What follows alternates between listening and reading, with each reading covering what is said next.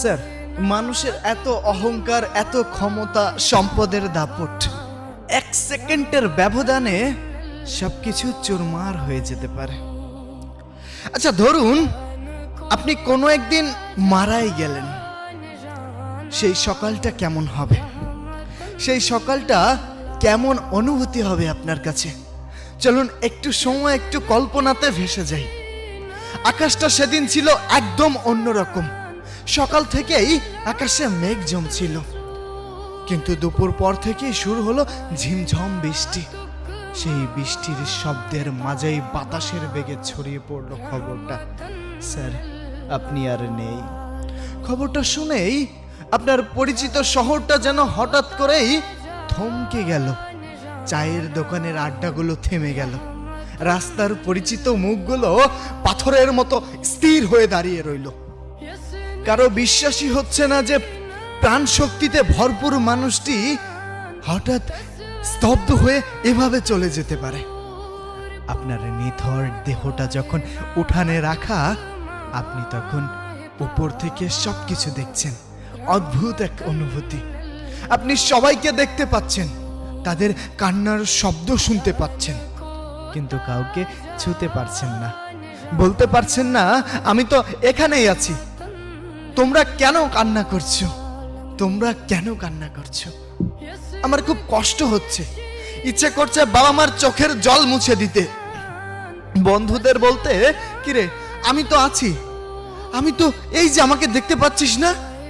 কিন্তু আপনার কণ্ঠস্বর তখন বাতাসের চেয়েও হালকা।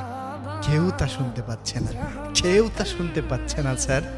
আপনার নিথর দেহ যখন ওই খাটিয়ায় পড়ে আছে, চাদর দিয়ে ঢাকা ওই দেহটা দেখার জন্য কেউ একজন ঠিক এমন সময় ভিড় ঠেলে ছুটে এলো আপনার কাছে। তার আসার ভঙ্গি, তার ব্যাকুলতা দেখে সবাই থমকে গেল। মেয়েটির চোখে মুখে এমন এক হাহাকার, যা দেখে উপস্থিত সবাই অবাক হয়ে গেল। কেউ তাকে আগে কখনো কোনো দিন দেখেনি, কেউ তাকে চিনেও না। সে কোনো লৌকিকতার তোয়াক্কা না করলো, আপনার শিওরে বসে অঝরে কাঁদতে শুরু করলো। তার সেই কান্না অন্য সবার চেয়ে আলাদা। তাতে ছিল এক গভীর হারানো যন্ত্রণা, যা কেবল আত্মার কাছ থেকে মানুষের অনুভব করতে পারে। চারপাশটা একটা গুঞ্জন শুরু হলো। এই মেয়েটি কে? কে? আগে তো কখনো কোনো দিন কেউ দেখেনি। মানুষের অবাক করা চাহনি তাকে একটুও ঢলাতে পারল না। সে যেন পৃথিবীর সব ভুলে গিয়ে কেবল আপনার নিথর মুখটার দিকে তাকিয়ে রইল। তার কান্নায় সেদিন বৃষ্টির শব্দ যেন স্নান হয়ে গিয়েছিল। আপনার উপর থেকে সব দেখছিলেন।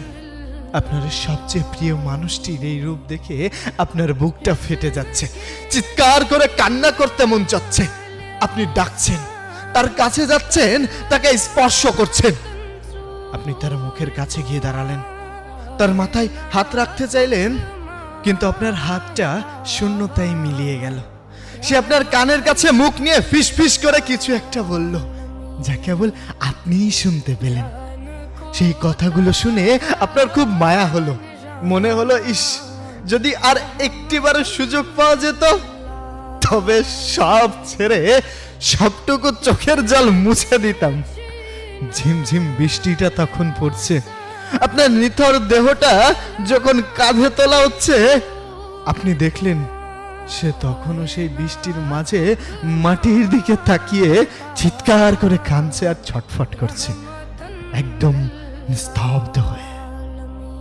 আপনি দূরে চলে যাচ্ছেন, আপনার চারপাশটা ধীরে ধীরে ঝাপসা হয়ে আসছে।